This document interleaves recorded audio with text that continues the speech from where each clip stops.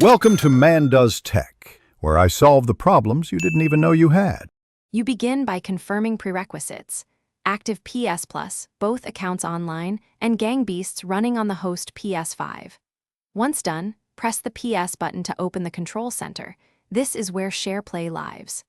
Invite the friend from your party, then choose the mode. Play a game together to co-op locally, or visitor plays to hand over control temporarily. Do this now so the system allocates bandwidth and a SharePlay slot. It minimizes setup friction and prepares the session for the next steps. Once the invite is accepted, select visitor plays if you want to give control, or play a game together to join locally as a second player. Make sure to confirm the controller handoff. SharePlay runs in 60-minute chunks, so plan swaps accordingly.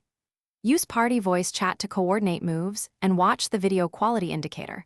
Lowering to 720p reduces lag if needed. If you need to switch who plays, end the current visitor session, then re-invite the other person through the control center. This keeps the flow smooth.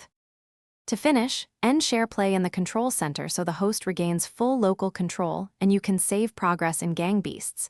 Make sure saves complete before quitting. If you hit lag or stutter, try a wired Ethernet connection, move consoles closer to the router, or reduce video quality. These steps lower latency. As a key troubleshooting tip, check NAT type and enable UPnP on your router. If problems persist, restart the router and re-invite the friend, which often clears lingering session errors. Thanks for watching.